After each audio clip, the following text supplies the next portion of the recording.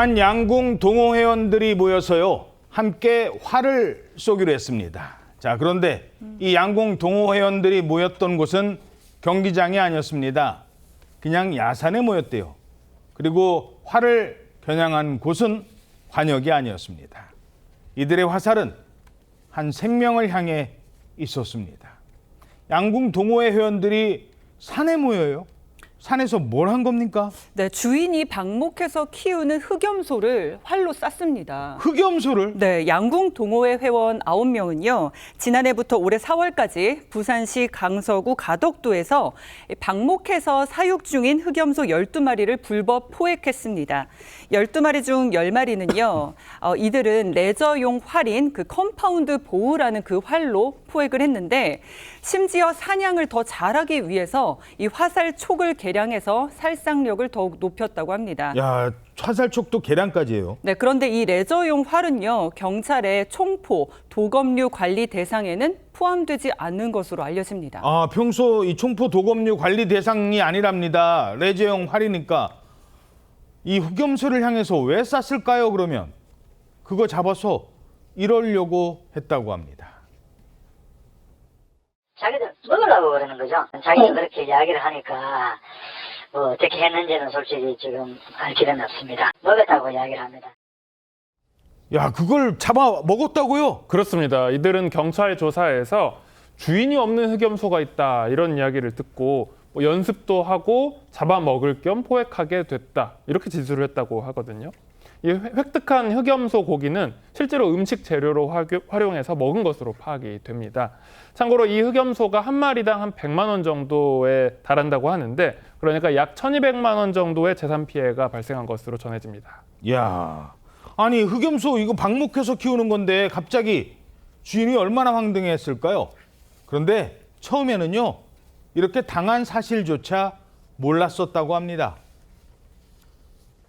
흑염소가 조금씩 줄어드는 걸 인지하고 있었는데 방목을 하는 실정이다 보니까 몸이 아프거나 이렇게 해서 염소가 뭐 없어지는 경우도 있지만 이렇게 사람이 했을 거라고는 처음에는 생각을 안 했죠. 이 사람들이 그 새끼 염소 한 마리를 가방에 넣어오다가 피해자한테 발각이 돼가지고. 야, 그러니까 이상하다. 한 마리 두 마리씩 사라지는 거예요. 왜 이랬을까? 아, 뭐 방목해서 키우니까 뭐 어떤 뭐 염소가 뭐 다쳤겠지. 뭐 이렇게 생각을 했는데 가방에 들고 왔답니다.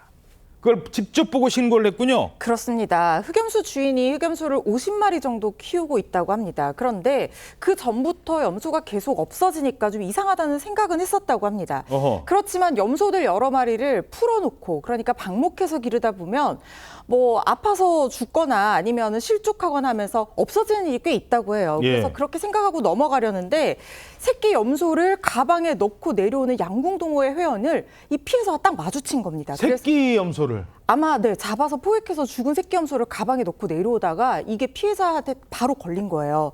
그래서 경찰에 다급하게 신고했다고 합니다. 야, 참. 자, 그런데요. 아, 남의 염소를 누가 이런 일이요. 과거도 다른 곳에서도 일어나고 있었답니다. 심지어 남의 흑염소를 마음대로 막 잡은 이 사람들은 누구였느냐? 유해 야생 동물 포획단 이랬다는 거예요.